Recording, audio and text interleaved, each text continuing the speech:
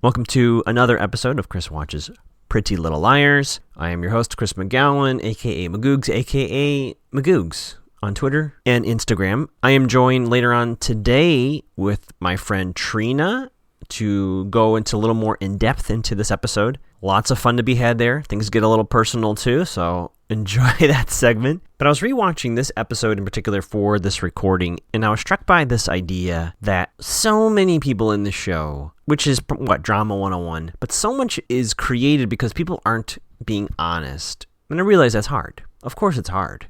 But so many times in this episode, if someone was just honest with the person they were talking to about what's going on inside or in their life, that so much would be avoided, so much would be better in all their lives. And as we'll get to, as Becky, one of my guests, said a few episodes ago, A is portrayed as this antagonist, but A is using these lies and hidden things as weapons, and it's only useful, and I've said this before, only useful because people aren't being honest with each other. What would happen to A if people were honest? Interesting. Chris watches Pretty Little Liars. Chris watches Pretty Little Liars. Chris watches Pretty Little Liars, so he can help you figure out who's A. Episode 20, I believe this one is called Someone to Watch Over Me. I'm not going to correct it in post if I have that wrong. That's what I wrote down as the episode title. We have a lot of previously ons, and then we cut to Spencer's house as our first scene. Spencer and Emily are having a chat, and basically Spencer is saying, look, I think I'm being targeted because I got too close. I got too close to the truth, and A sprung a trap to stop me because I was getting close. And then we find out that there is a search warrant for everything Spencer owns. Spencer's mom says this is a classic intimidation tactic, don't worry. But Spencer's worried, and they run up to Spencer's room, and I saw it's a great piece of writing and acting delivered by the person who plays Spencer. She says, Mom, make them stop, kind of like a child would to a mother. It was so effective because you saw how she was turning to her mother in that moment, like, Mom, help me. And these are police people who are going through Spencer's room, and Mom's like, I can't. I did enjoy this little moment where Mom says ham-fisted, and she looks at one of the cops in the room, and this older guy looks back at her like, what, me? I'm ham-fisted? I don't know. She was kind of giving it was funny. And then I wrote in my own notes, which I didn't know it was a prediction at the time, but I'm like, oh no, they're going to find that bracelet. It wasn't for the reason I thought, but that bracelet is for some reason more important than I think we as viewers understand now. Even at the end of the episode, which, as I always say, I'm getting ahead of myself. There's something more to the Allison bracelet than we know. Anyway, so all this is happening, and then, not the first time in this episode, Ian walks by the door. Now, granted, there is police activity, right? There's probably like 4 or 5 squad cars outside. Lots going on. He walks over, drinking a glass of milk. Can you hear the dogs barking in the background? He walks by, drinking milk, and has this smug-ass look on his face. It is unreal. Ian, you son of a... Cut to Arya on the phone. Arya's getting details on this, and we're at Arya's house. And then she sees 2 coffee mugs on the table, and her dad says, oh yeah, your mom's going to come by for coffee. Again, these people aren't A, because it's so clearly obvious what's going on here. Mom, quote, left, and then Arya figures it out. Oh, she slept over. And then they're sneaking Mom back in. Mom comes in, and Dad's like, oh, look, your mom was in the neighborhood. And they try to do this whole show, and Arya's like, no, I get it. Yeah, she slept over. And then Arya does the thing that they were worried about. She says, are you getting back together? And you see Mom's like, well, we're kind of figuring it out. And Dad's like, oh, I thought we were back together. And then Mike enters, and I wrote in my notes, Mike enters grumpy. Mike has been grumpy ever since, like, episode 3. There was, like, 1 or 2 episodes where he was not grumpy, and now ever since he's just been this grumpy grumpus. And Mike says, are you coming back? And they're like, I don't know. And he makes a frowny face. But the plan is set. The kids are going to make dinner for Mom and Dad, and we're going to kind of test drive how this is. A little glimmer of hope, and you can see Mike in particular is very into this. And also, a lot of eye acting in this at the tail end of the scene. Arya's kind of making eyes at Mike, and Mike's making eyes back at his sister. And Dad and Mom have these different eye expressions. A lot of editor choice here for the eye acting. But you get the sensation that Mike's not 100% convinced this is going to work. Arya's this beacon of hope, like, hey, let's do this, and maybe this will work.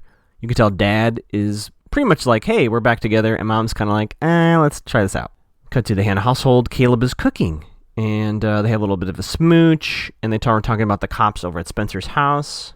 He goes to take a shower. Mom comes downstairs. There's a little quick chat. What's really important in this scene is that Hannah makes a little breakfast to go for Caleb. She puts it in his bag and she finds... She wasn't rooting around in his bag, but she was rooting around in his bag, and she finds this little owl. So Hannah jumps to the conclusion that this little owl thing is for her, and some sort of gift that Caleb, I guess, is going to give to her at some point. Cut to the school. We have Emily, Aria, and Hannah, and Hannah's telling Emily and Aria about this owl gift that Caleb is going to give to her at some point, and she says the significance is they heard owls on their night that they, went all the way, and there's like talk, oh, have you done it again? And there's like, oh, no, we have to find some time to sneak away or something. And then they see Sean and Paige, of all pairings. Talk about a surprise. They're having this chat, and I noticed watching this a second time, Sean and Paige, I don't know if they actually have scripted dialogue, but their fake chatter was very entertaining. They're like, oh, you're a captain of a sports team. Yeah, so am I. And they're talking about health, foods. I don't know. It was delightful. But Sean and Paige, interesting pairing. So they're having a chat, and basically Hannah says, oh, that's really nice. I want Sean to be happy. You can tell Emily, though, is a little put off by it for some reason. Spencer shows up. Cool hat. I really like Spencer's hat here. And she kind of fills them in on what's been going on about the searching. They took things. They wanted her laptop, but Spencer's mom told the cops that's not on the search warrant, so they can't look into it. So she does have her laptop, and it's still secure for now. And Spencer tells her 3 friends, you may be subject to similar searches, so just FYI. And then Spencer's basically kind of beating herself up. She's like, I should have known the trophy was a trap. And she says A's responsible, although it's still unclear where every one of them are on their own individual A theories. I believe Spencer believes it's Jenna and Ian. I think that's what she thinks. I think she thinks it's Ian, period, but I do think she believes Jenna's involved as well. But very quickly, just as Spencer arrives, she gets a text that Mom wants her to come right back home. So that's kind of a... I don't know. I picture Spencer like leaving for school, and then 5 minutes later, Mom's like, hey, actually come back home. Spencer says, hey, can you all walk me out? And they start to walk out, and Aria says, hang on one second, and she sends a vague yet spicy text to who she thinks is to Ezra. But we see her hit send, and it goes to her mom's cell phone. Oh boy. Cut to a short time later. Sean wants to do a walk and talk with Emily. We do a quick West Wing here. And he basically says to Emily, look, I'm into Paige. What do you know about Paige? And Emily's like, I don't really know her. And Sean's like, oh, I'm so sorry. I realize this is weird for you because you're friends with Hannah and we're broken up. And she's like, no, that's not it. And Emily says to Sean, Hannah wants you to be happy. And Sean has a really nice line read here. He says, oh, wow, which I think I blew past the first time I watched this, but it wasn't the response he was expecting to hear. And that oh, wow sounded a little, this is me reading way into this, but that oh, wow sounded to me like he's a little disappointed that Hannah's already over this. But yeah, it's interesting that Emily's just like, yeah, I don't really know Paige all that well, which is, of course, kind of a lie. Not a huge lie, but a little bit. And Sean's like, okay, peace out. I guess Ella and Aria have chats in empty classrooms now, which makes sense, I guess, because Ella's working at the school, right? And she asks Aria about her and her dad, and they're trying to make things work, etc. I think that's what I meant by my note here. And then Mom says to Aria, be a little more careful when you text your boyfriend, because I got this text meant for someone else. And Ella, it starts to kind of joke with her daughter, like, oh, it'd be fun to find out who this boy is with these beautiful eyes. Aria really gets defensive, and to be perfectly honest, super defensive. Ella senses, oh, this is not joke time. This is daughter setting boundaries, so Ella's like, I'll delete it. So she deletes the text. That's probably going to be very important at some point. So that text that she sent to her mom by accident is gone. It's in the ether. It becomes clear to Aria that she is one step away from really blowing this all up. She almost texted her mom. If she had put in her text Ezra's name, that would have been it, and she realizes that. So Aria starts clearing out her room. It's kind of twofold. Like, we know the cops are on Spencer's case, and she almost screwed up terribly herself, so she clears out her room of everything Ezra related, puts it in this big old bag, and she leaves one book behind, though, which, in retrospect, when I looked at it again, it is pretty innocuous, although she does leave it in her room. We then cut to Spencer cleaning her email, and I did what I do as your host here, looked at her emails. These are Spencer's inbox. There's 2 that stood out to me. One, she got an email from someone named Angela W. Now, do we know anyone named Angela W? I don't know. It said, hi from Angela W. So there's that. She also got flute music, which we can only assume is from Jenna, so that tells me we have some sort of big thing coming here at the end of the season with this play. But she's deleting stuff. Toby's at the door, and he comes in and says, hey, there's some cops sitting across the street from your house. He suggests she bring them coffee to kind of show them that she's not afraid. And she says, I am afraid. And he says, they don't know that. And she basically tells Toby that the cops think that Spencer killed Allison. And so they are bonding over their shared framed. Toby was somewhat framed, right?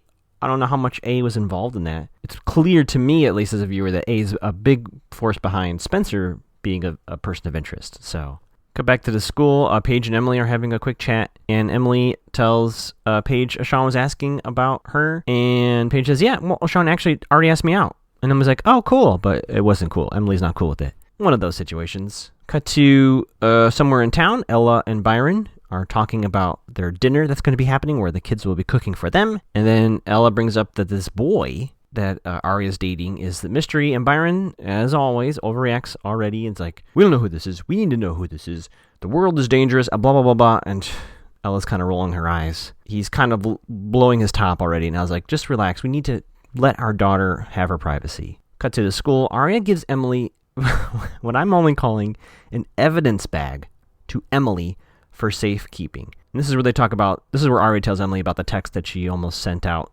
to the wrong person, where she did. So Arya gives Emily this evidence bag. Now, based on the items we see, one's like a plastic spoon, the other's a dart.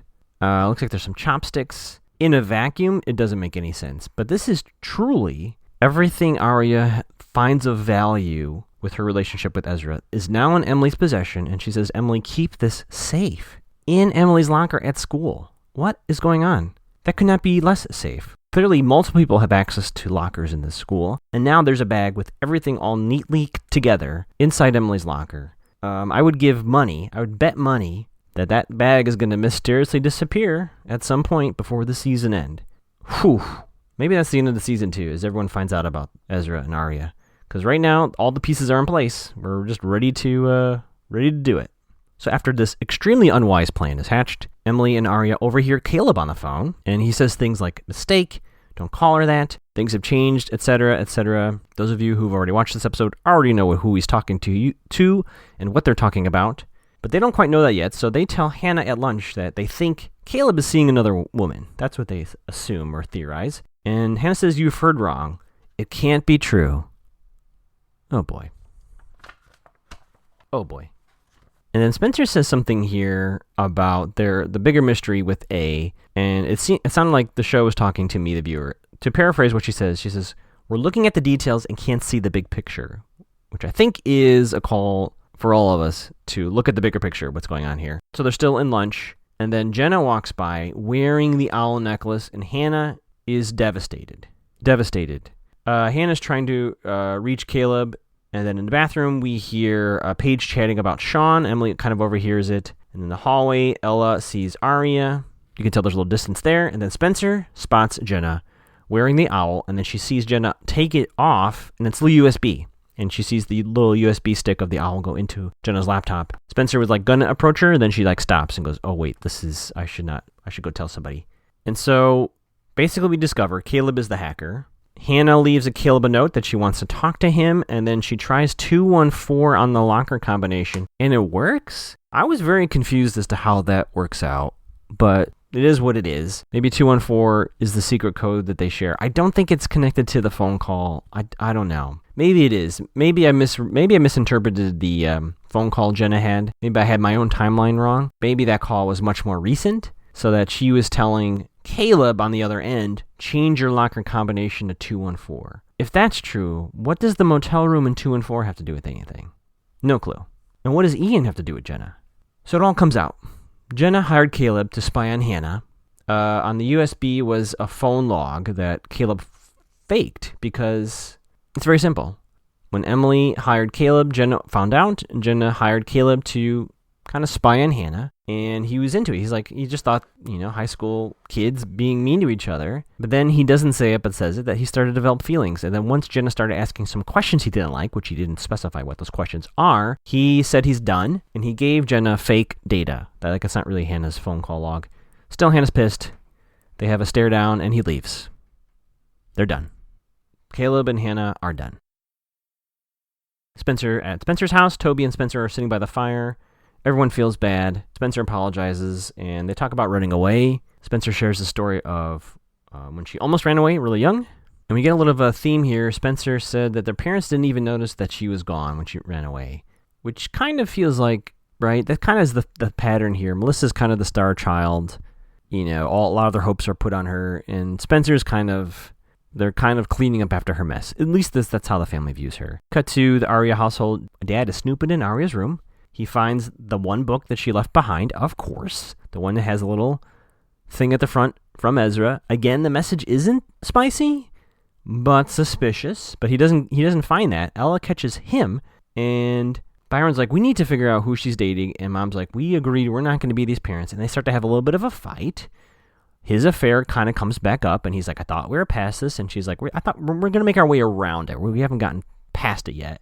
Mike comes in the doorway, gives his grumpy-ass face to see them fighting, and you can tell that Mom and Dad are like, ugh, we're at it again. And she does have a great line. So give credit to the writer here. We can't even agree that we're fighting right now. Such a lovely line. Cut to school time. I don't understand my notes here, so I'm just going to jump to later on at school. Hannah, Ari, and Emily are in the bathroom. At this point, everyone knows what's happened. And this is the slap heard around the world. Hannah slaps Jenna so hard, Jenna's glasses fly off her face, and all she says is, this was Hannah, by the way. And Jenna starts crying. I was really, wow, that really shook me up. Back at the Arya household later, I guess this is either later that night or next day, Mike barges into Arya's room. What did you do? Lie to them. You're good at lying. He's super aggressive. And Arya's like, I don't know what you're talking about. We're cooking dinner for them. So they go downstairs, and sure enough, Mom's not coming over. And Dad says, yeah, she wasn't feeling well, and he's putting away the dishes. And apparently the kids still made their dinner. I don't know if they have like a crock pot going or something, but he's like, I want to smell what you all made. And he walks in the kitchen. Mike is pissed. He's blaming Arya for the continued strife between their parents. Not fair, but later on that night, Emily gets a text from Paige, are you busy?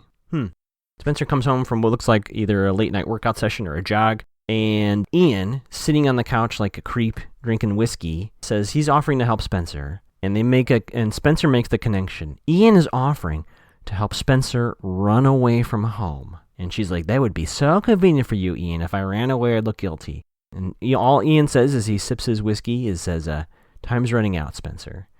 Ian says something that makes my theory make more sense. He says, I will do anything to protect my wife and my child, which if Melissa was responsible for whatever happened to Allison, that still fits.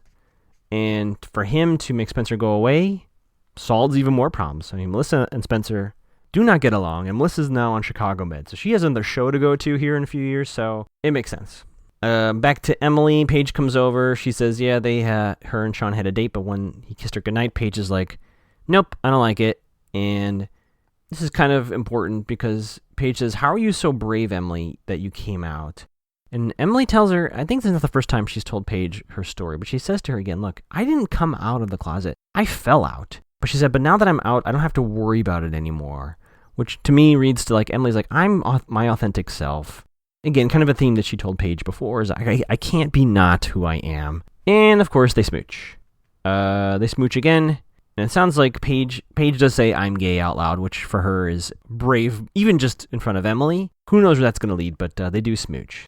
Hannah's household, she's crying. She's in the bathroom. Ashley hears it. She's like, hey, I saw that all of Caleb's stuff's gone from the guest room.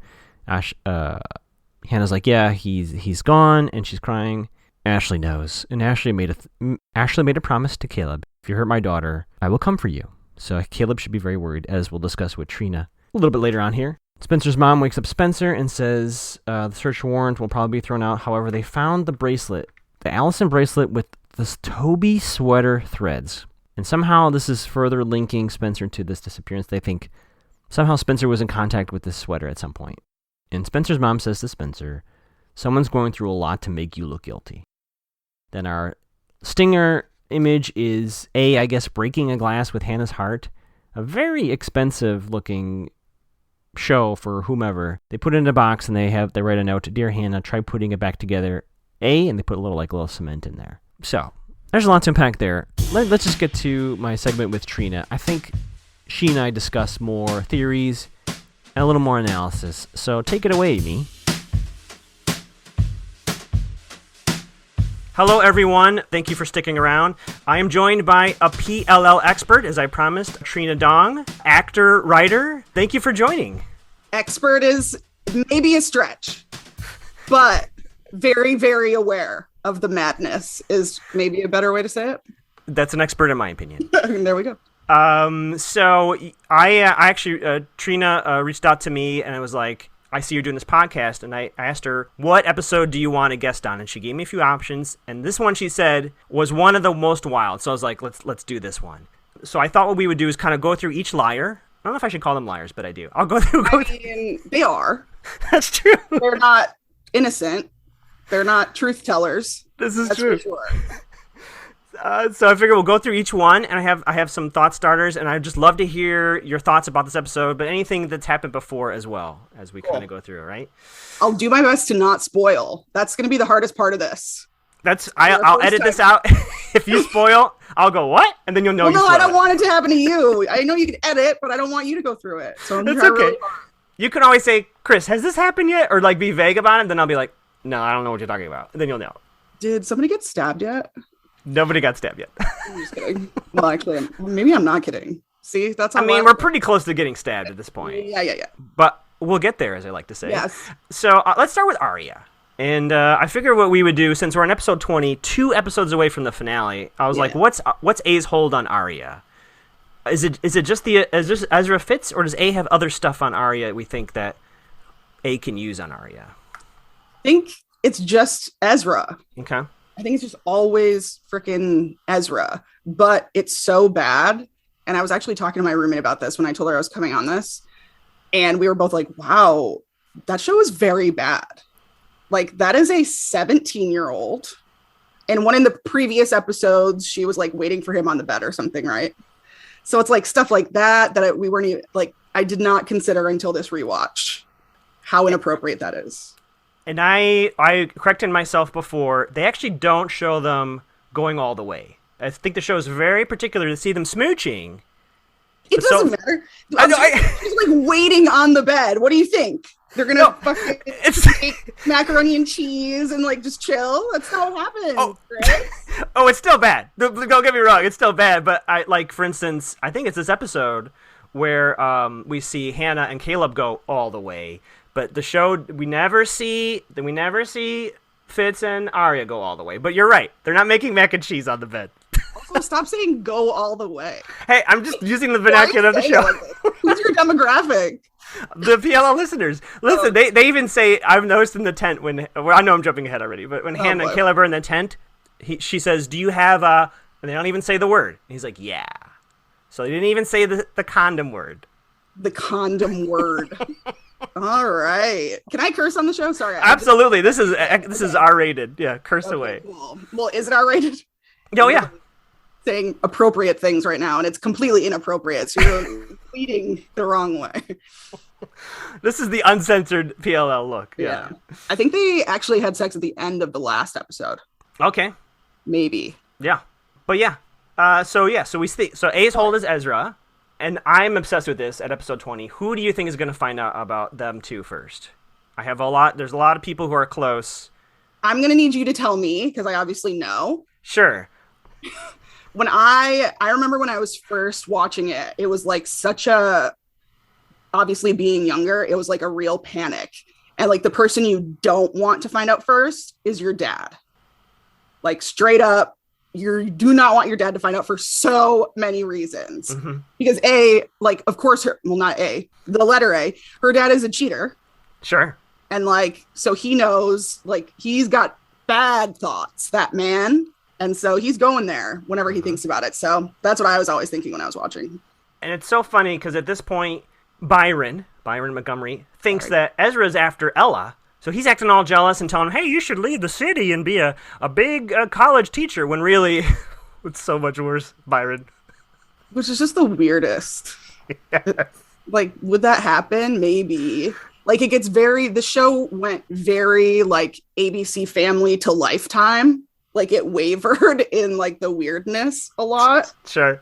Like, that is strange. That's a weird thing to do. It's a weird thing to do. I would agree. Speaking of the family themselves, this episode in particular, Mike's really angry. Now I know intellectually why, but he seemed even more angry, even at Arya in particular this episode. What do you make of that? Like, what's going on with Mike? He's, first of all, just so moody. Mm-hmm. I do not like Mike. I'll be very clear. Mm-hmm. And he always gets stuck playing those roles, this actor, too. Do you watch All American? I don't. Should that be next? That's actually a show that you'd really enjoy watching. Okay. It's pretty good. It's still on. Mm-hmm. It's about to be on 4th season. He's on that show. It's about a football team in, like, East LA. Cool. Anyway, so I just think he's cranky, and he is, like, growing up and has mood swings, but, like, still loves his parents very much. And it's, like, conflicting, like, am I like going to be a bro dude today, or am I going to be crying about my parents not being together today? I think he's really going through it. Sure, yeah, he's going through some stuff. I agree. Mm-hmm. Now, last we saw Noel Khan, he was chatting up Mike, which freaked Arya out, and we haven't seen Noel for a while. Mm-hmm. I'm concerned Noel is in Mike's ear.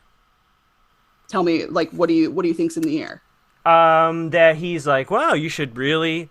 This is all Arya's fault, and, you know, maybe she's dating, like all the stuff that Noel knows, just like, because Noel is on the list, even though we haven't seen him, he's not left my brain.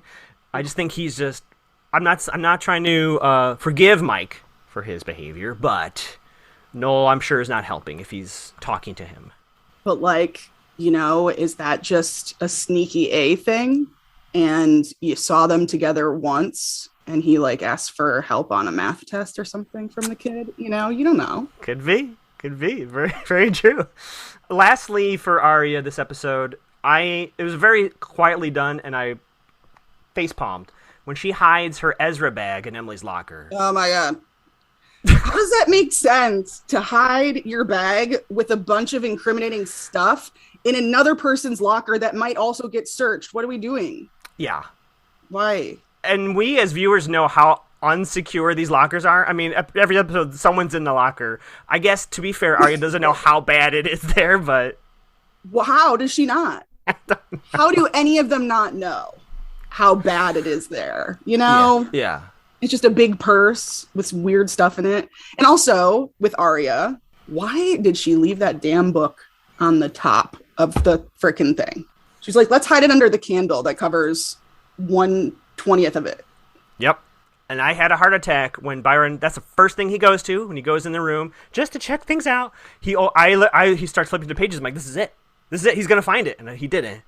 But boy. Wait, can we talk about that moment for a sec? Please. You say heart attack.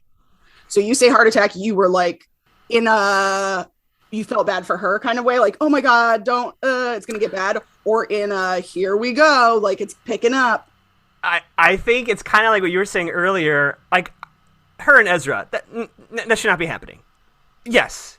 But I still felt empathy for her the moment, like, oh my God, he's going to find it, and then all this stuff is going to explode all around her, and it'll just be bad for everybody. Be bad for the parents, bad for Mike, bad for Arya. Like, that's what I was feeling, is here's the cork on popping. So you have a little bit of an attachment to Arya. I don't want to see... I guess so. I guess they were so close a few times from just breaking up, because I said this a while ago on the podcast. There's a point when they have this argument often, right? Where they're like, we're come from two different worlds. It's going to end eventually, right? And Ezra's like, you know what? This isn't going to work out. I should walk away now. And this has happened multiple times. I'm like, thank you, Ezra. You've screwed up, but this is the right thing to do. Let her be mad at you. Let her be mad at you for years and years. And they still get back together.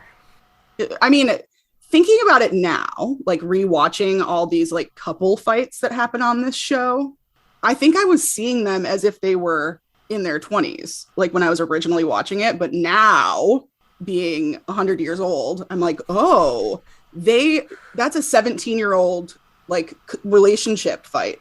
Duh. All of this is really dumb. Now, I had a previous PLL expert, Caroline, and her thing was that Ezra is still pretty young himself. He's 21, 22, and she forgives them a little bit because they're still kind of like figuring life out, whereas Ian is much older. Oh. In comparison. Now, wait, hold on. we're talking actor versus character. We're talking characters in the show, their ages. Yeah. Oh, I thought you just said Ian. Sorry. Yeah, Ian, as in our who we'll get to later. There's also an Ian. That's Ezra's real name. Oh, wow. Yeah. Sorry. No. He's not 21. Are you kidding? You have to go to college to be a high school teacher. Yep. And apparently he says he went to college and he just got out of college and this is his first. That's apparently what his cover story is. So in theory, he's supposed to be 21, 22.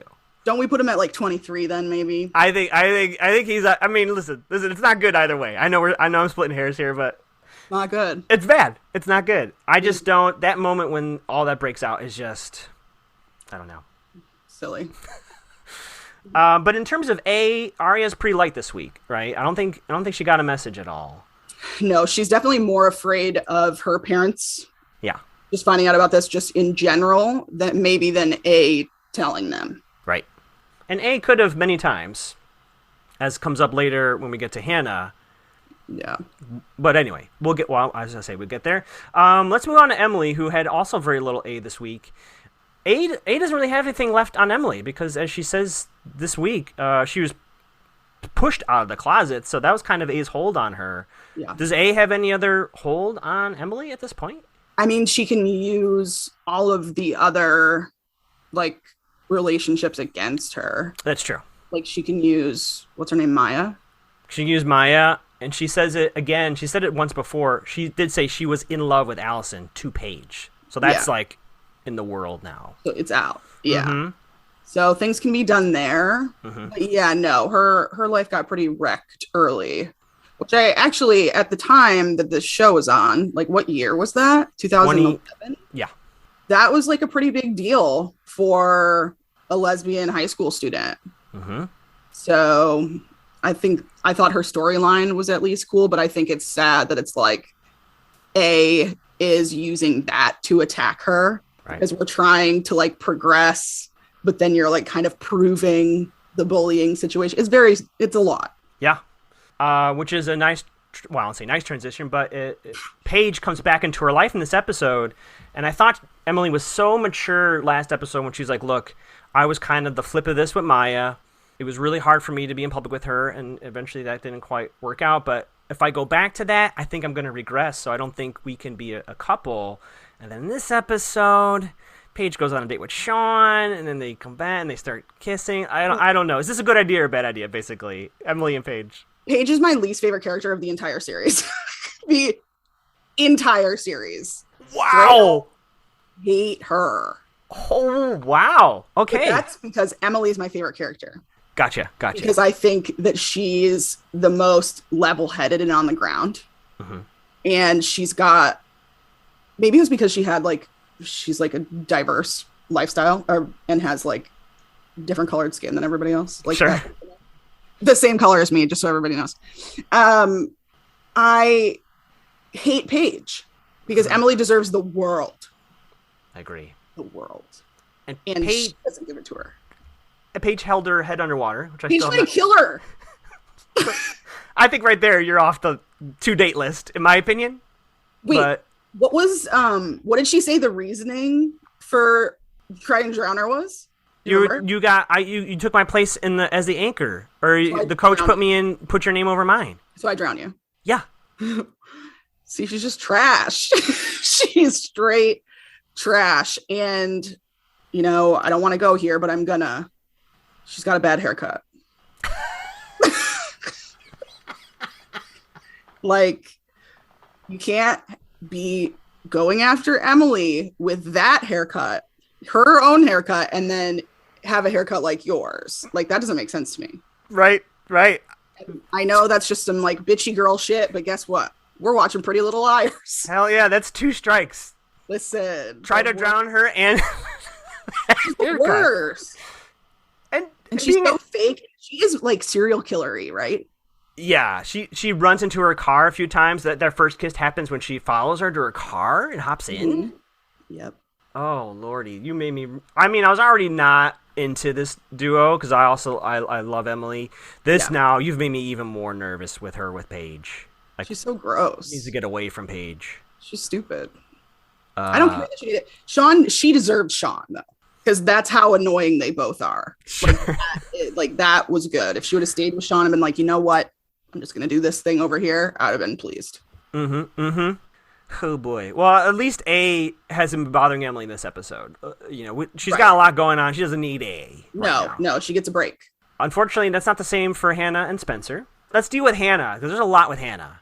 Yikes. So I talk about this a lot, and I want to know your thoughts. What do you think A knows about Hannah's mom? Does A just know they have money problems, or do you think A knows the whole thing with the safe deposit box and Ashley?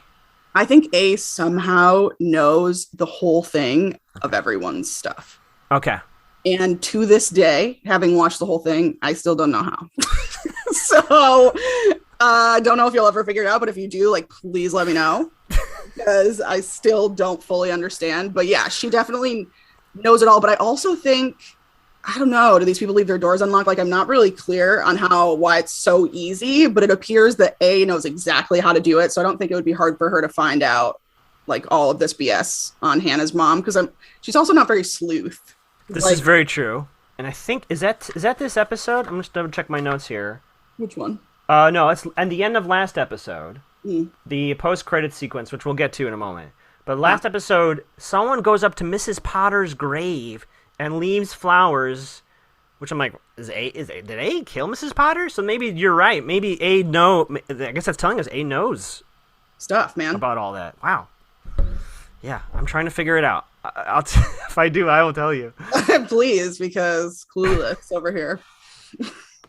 Let's discuss the truth about Caleb. OMG, right? Was it OMG?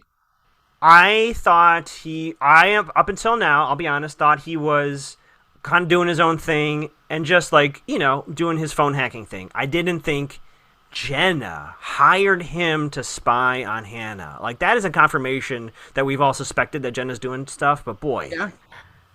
I think he's sketchy.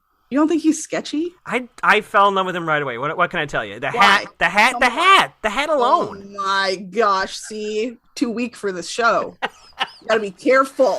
Oh, A would manipulate me to the nth degree. You're in a cult. You're in the A cult. Yeah, absolutely. Yeah, no, I think he's... Also, I mean, I don't know. She didn't even get mad enough at him, I didn't think. So I also thought it was silly in that way. It's like, okay, well, if you're never going to speak to him again, at least, like, really give it to him. And then he didn't apologize. Can you believe? Yeah, he basically said, look, he was honest with her, I guess, right? He's like, look, I was hired to do this, and then I had feelings, so I gave her fake phone records of your phone. And they're like, thanks, bro. And then he didn't apologize. He just stood there. Yeah, and he grabbed his bag. Left. Oh my gosh. I still think, I know you've seen more, so don't, you have to neither confirm nor deny. I still think he's going to be an asset to the Liars going forward. Yeah. Oh, yeah. I mean, I don't think, I won't say more, but I think, honestly, everyone's just always an asset. And no one really goes away. That's true. Everyone's always on call. Yeah, they're always around, just waiting to mess some shit up. Speaking of messing shit up, thank you for that transition. The slap. I did not expect Hannah to crack Jenna across the face. When you saw it, did you know that that's what I was talking about? That was the moment where I was like, things are fucking crazy. Because we seen, I guess, I'm trying to think, is that the first time we've seen something like that on this show? I think it is. Like direct? Yeah. Like straight up, like direct violence. Yeah. Yeah. And then there was so much there. And then for Jenna to like a tear go down her cheek, I was like, I had so many feelings. I didn't know what to think in that moment. What do you mean? What other feelings could you possibly have other than holy shit, she just slapped her? But Jenna's the worst. Right, but Jenna wasn't like, let's throw down. Like she didn't blind, say anything. Chris. She could just punch. She knows she's right there, just like a pop in the face. You think that's really how it works? I've never been in a fight. Yeah. Put your fist out and then you just pop him in the face. Especially when he can't see you, just pop him in the face. I mean, what do you make of that? Like Hannah and Jenna on both sides of that. For Hannah, she just like could not anymore. Like these girls have been through so much stuff that it's like, okay, now you've gotten to the point where you've ruined what she considers like the best thing that's happened to her, right? And like a very important night in her life was just taken from her. And also, like, she thought this owl was like sentimental and that she was going to receive it. That's messed up. And I don't know if that's just because she like took like a really long route to try to figure out why she'd be getting an owl, or if it really was like that prominent of a situation. So she just had enough. And Jenna should just feel lucky that nothing happened to her between starting on fire and this, I think. You made me think about this. So Caleb has owl USB, gives it to Jenna, and Jenna's like, you know what?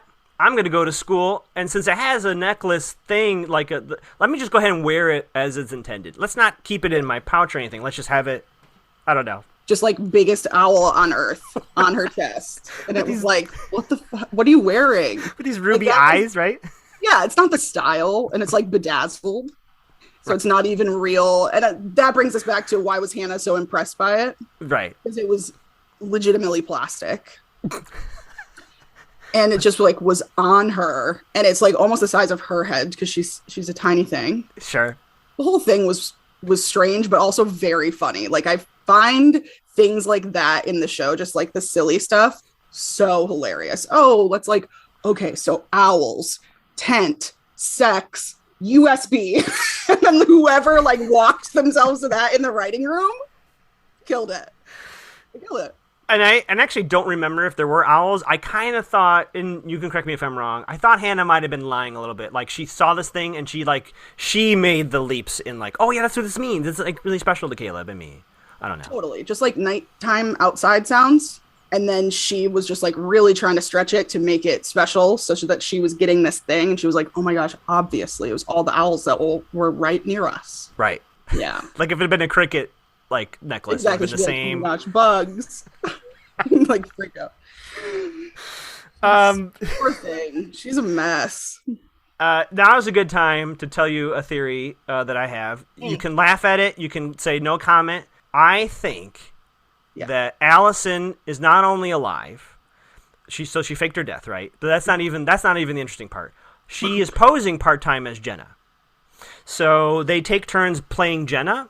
And your face is hilarious right now. So for instance, I'm just trying to understand.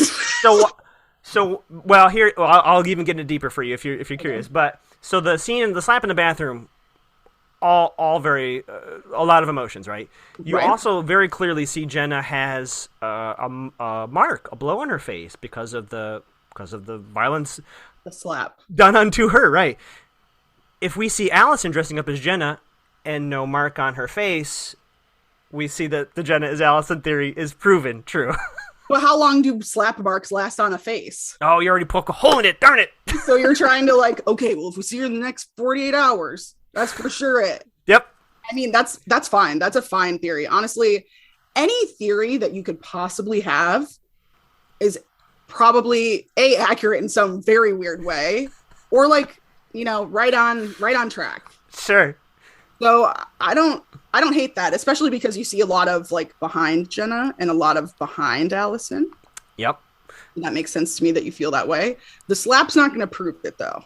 Yeah, you're right. That blew a hole in that piece of evidence, but did you see the miniseries The Slap with Zach? Do I have a book? I want to see that so bad. I know it was memed to death when it came out.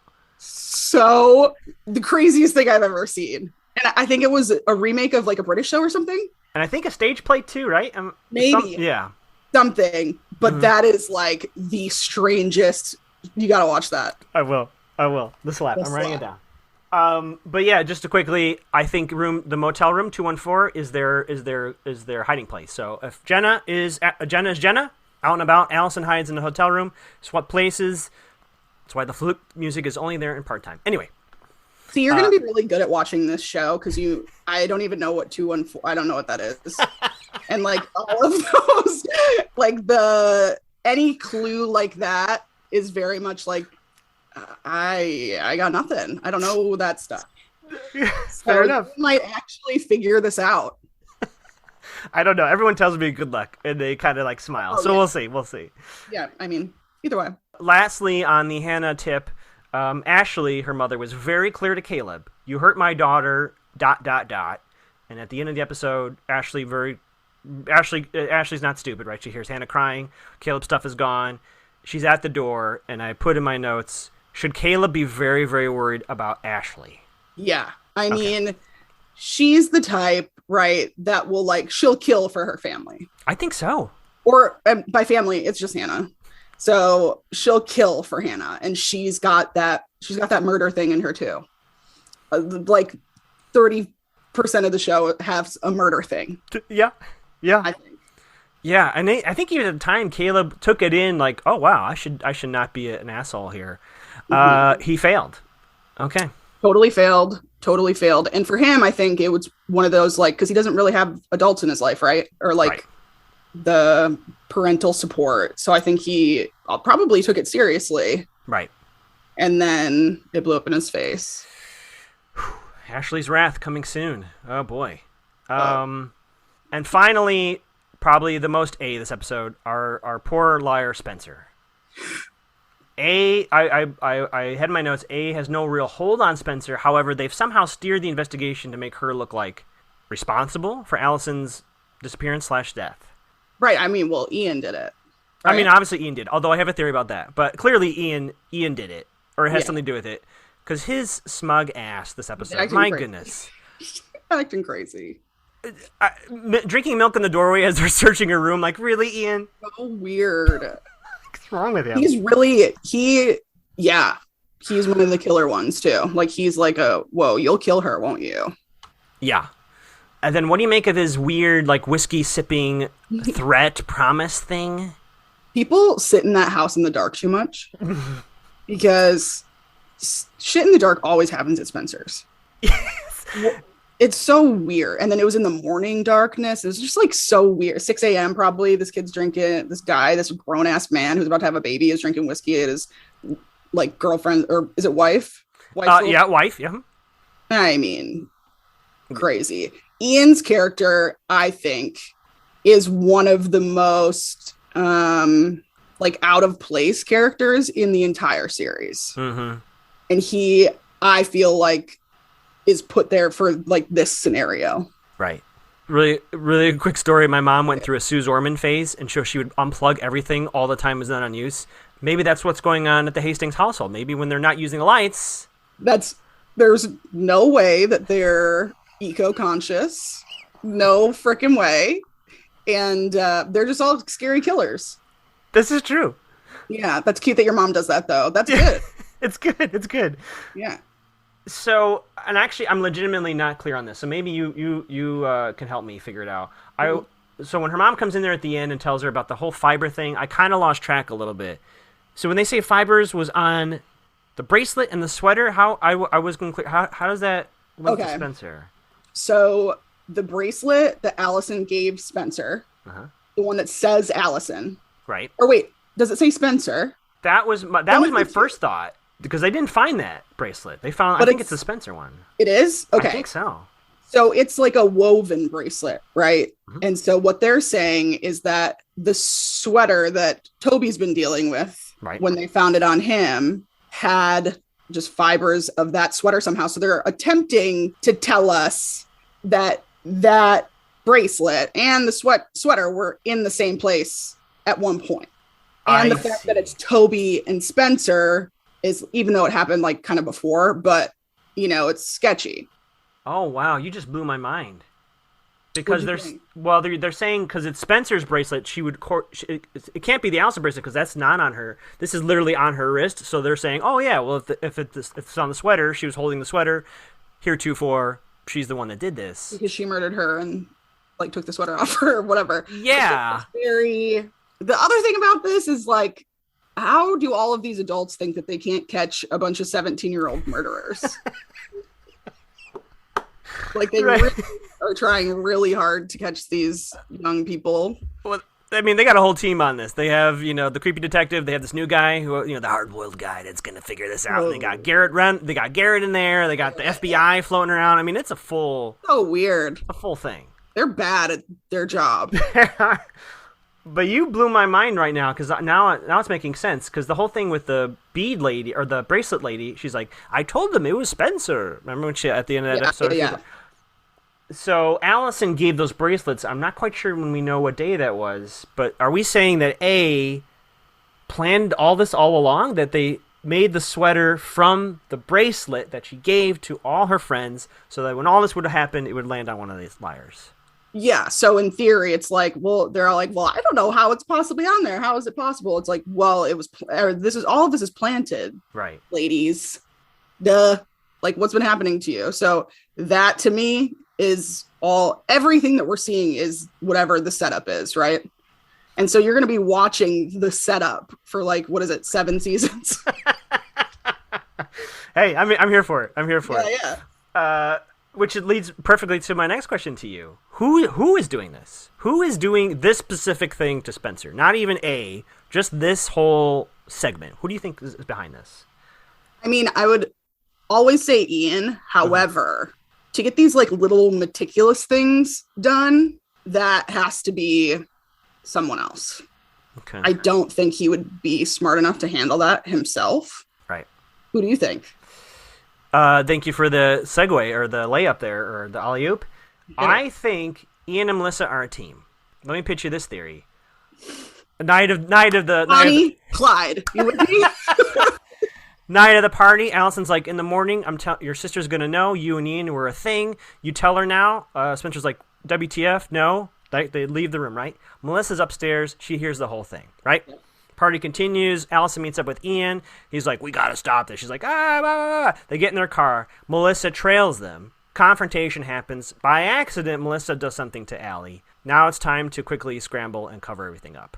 That is the Ian-Melissa theory that I have constructed. What do you think? That's not a terrible theory at all, but don't you think that's so obvious that it's not it? You're right. You're right. Like that, there's no one else right now that you would think did this aside from Melissa and Ian. Right. Like, therefore, they're just truly like pieces of trash human, but probably not. Right. The most obvious solution is not the solution on this show. Damn it.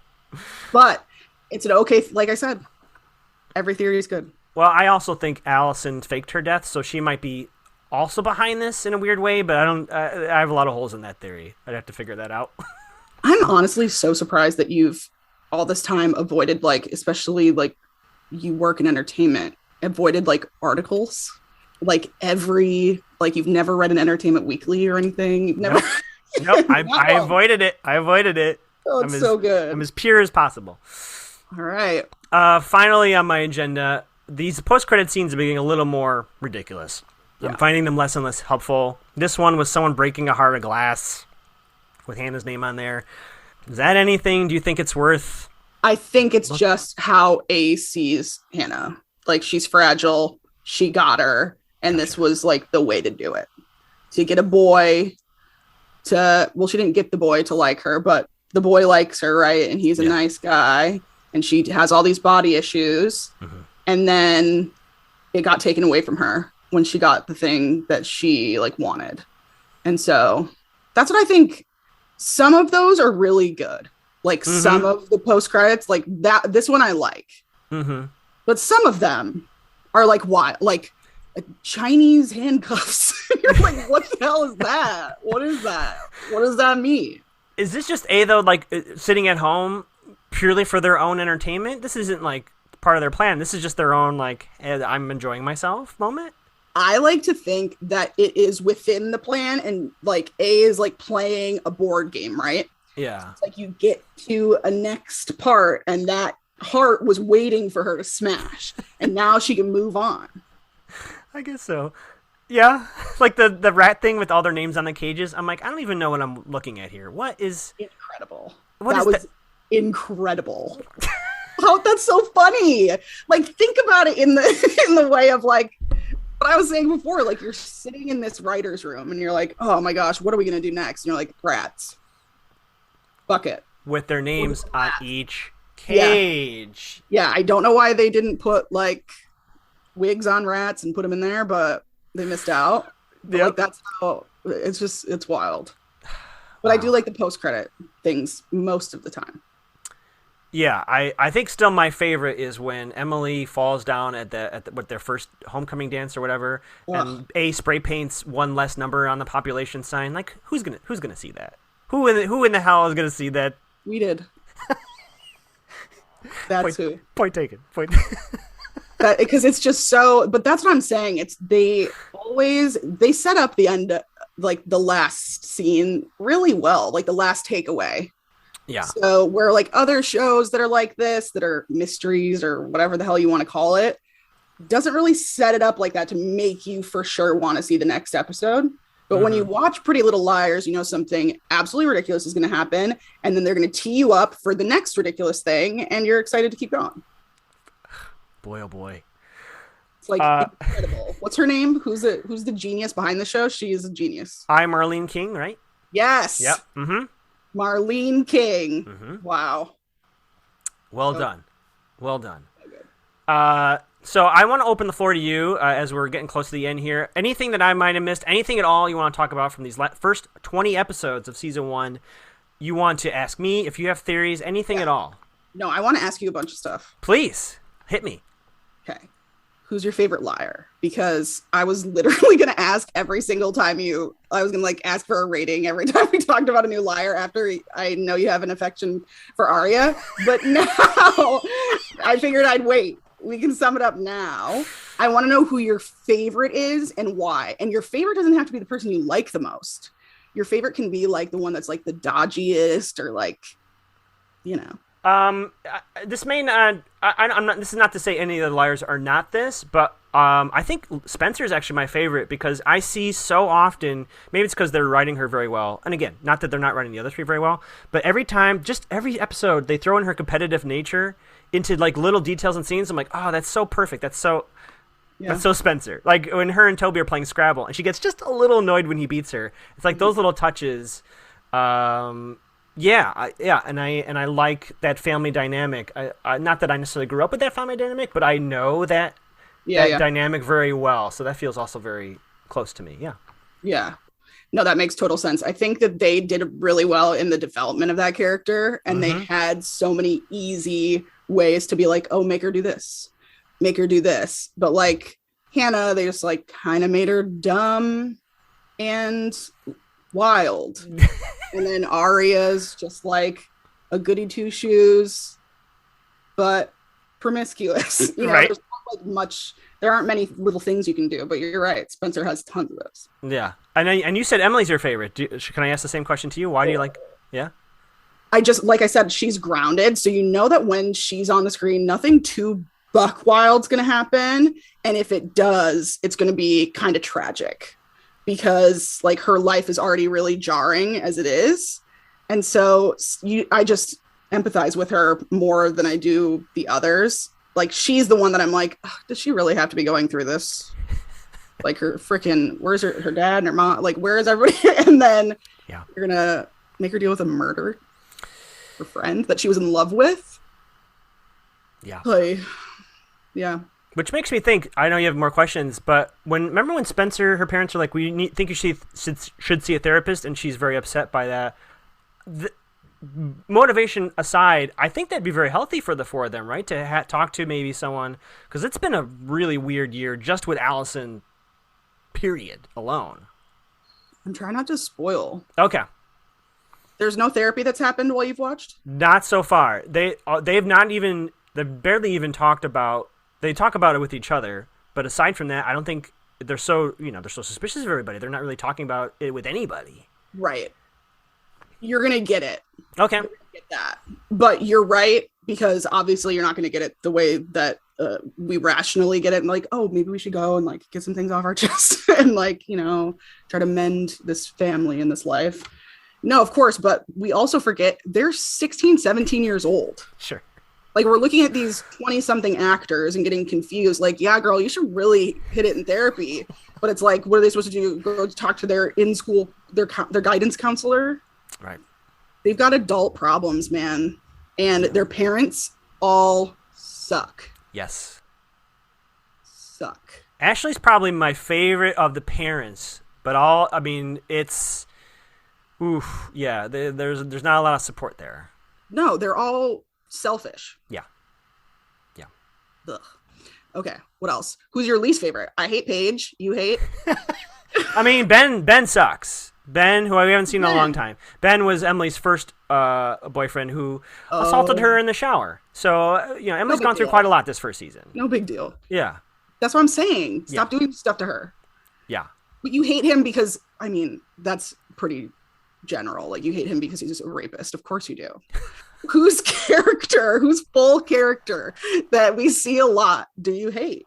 I'll be honest with you. I maybe not hate, but I'm extremely disappointed. Granted, I know he's a high school boy. Lucas's turn, boy oh boy, he started out as, I'm sure I don't know if they were thinking the nice guy, right, trope. Yeah. And boy, he took a turn to bitterness and not at all there for Hannah when she really needed a friend. So disappointed in his turn. I wanted them to be together really bad. Mm-hmm. But there it is again, like that nerd story, right? Mm-hmm. And so, I hated it.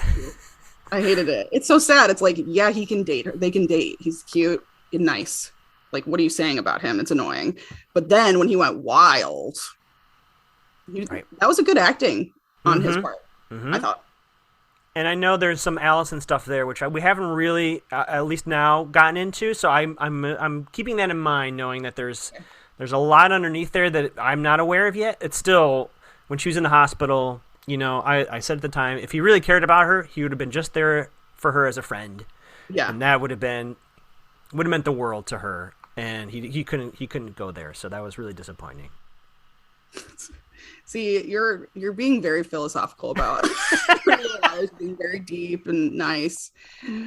I think you need to put on like your bitchy teenager attitude and like watch it with that in mind. Sure. Noel is also the worst, by the way. I think Noel Khan, I think he's one of the big, my theory is that there's many A's, like they're all kind of working kind of together, but not really. I think he is behind a lot of the Hannah stuff and a lot of the Arya stuff. He's the worst. He's the worst, but also, and I've always wondered this, and I don't know if I found out or not because I probably like missed a clue or something. All of the guys that are within these awful little stories, they're all brunettes except for Toby. And so they all have that kind of like little bit of resemblance of each other. So like Noel and Ian, they look like brothers. Yeah.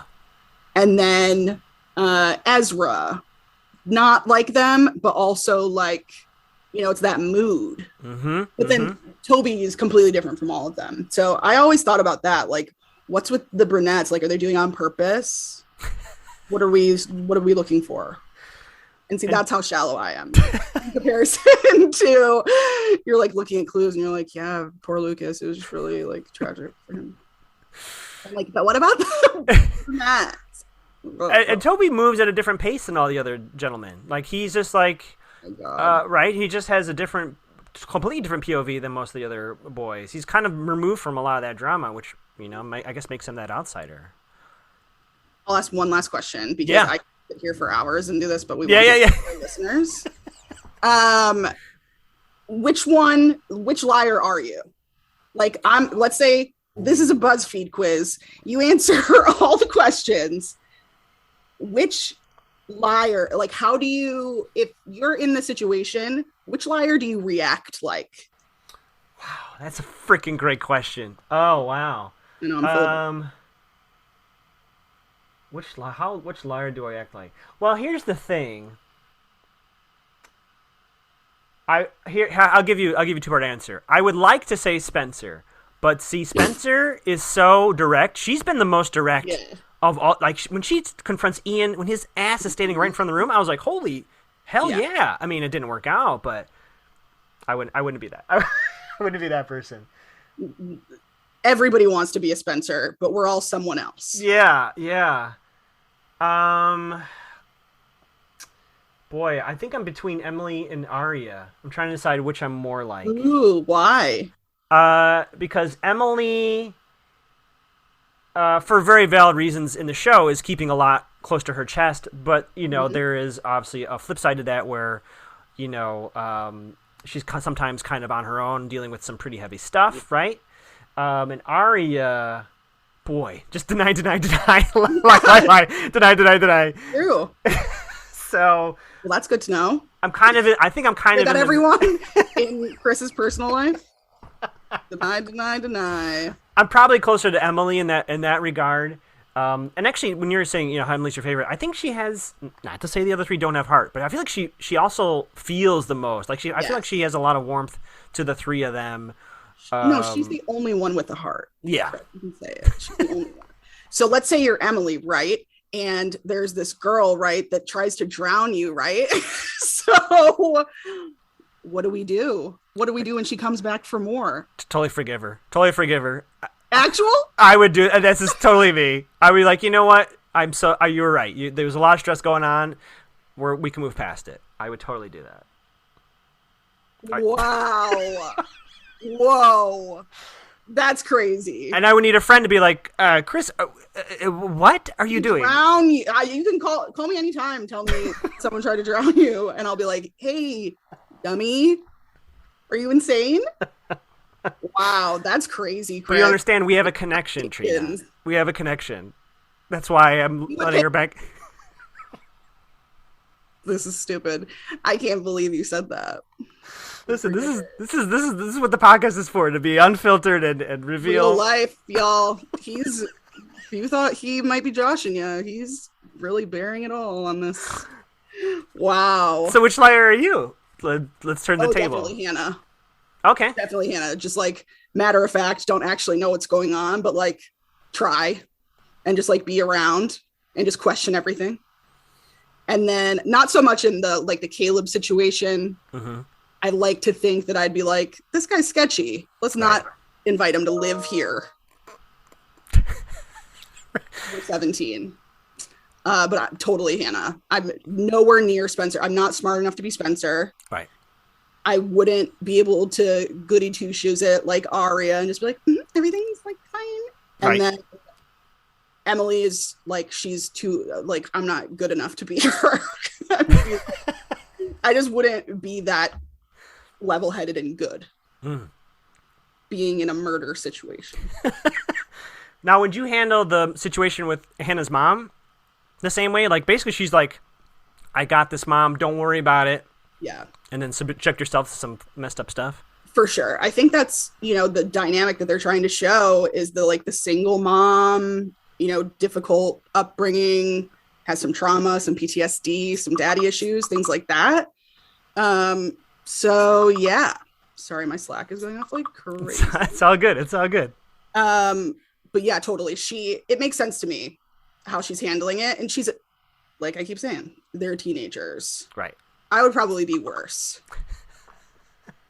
I would probably just be like, don't tie it. Like, I just wouldn't, like, can you actually get off somebody fire her, because I can't do it. Yeah. But you would solve problems. I mean, Hannah's solving problems, right? She's breaking hearts, but you know what? She's solving the money issue. So because she's never had to rely on anyone. That's true. And so she knows that she's got to, it's her and her mom, and one of them has to deal with it. So sometimes it's got to be her, and she grew up faster. But, she's stunted in growth, too, because of, mental health things. And so she just, acts out. Yeah. This is my therapy session. God, such a Hannah. No. Such a Hannah. And I'm such an Emily. You are. You are an Emily. I cannot believe you'd forgive someone that tried to drown you. I would rationalize it. I would totally see myself in that situation 100%. I could see it. And I could even see being honest as Emily was to Paige. Like, look, this is not where I want to be. Like, having that kind of mature conversation and be like, all right, let's try it again. This is so sad, Chris. I want to know. I need to come back. Can I come back season 4? Yes. And then season 7? Yes. Where are we at? I would love that. I want to know about your personal emotional growth through this show, because I think we might get somewhere. I would love that, and the promise has been made to the listening audience, so Yes. I would love to have you back for sure. I can't wait. Yeah, is there anything, as we're wrapping up, anything you want to plug, your socials, anything at all, or? Yeah, I mean, if you want to follow me, I post a lot of everybody else's stories at Hey Trina Dong on Instagram. And I'm just living the pandemic life like everybody else. So not too much to say. Sadly, I wish I could be like, yeah, this like I'm on this hit show. It'll be dropping yesterday, but that's who not knows? gonna happen this year. When this drops, maybe, I don't know. No, 2020, we're shot for 2021, Chris. You just got to give it up. Give it up and try really hard for 2022. I like that plan. I think I'm already there. Yeah, you got to just let it go. Just let it go. Well, thank you so much, Trina. This has been a lot of fun. I cannot wait for you to come back. And yeah, thank you so much. Good luck.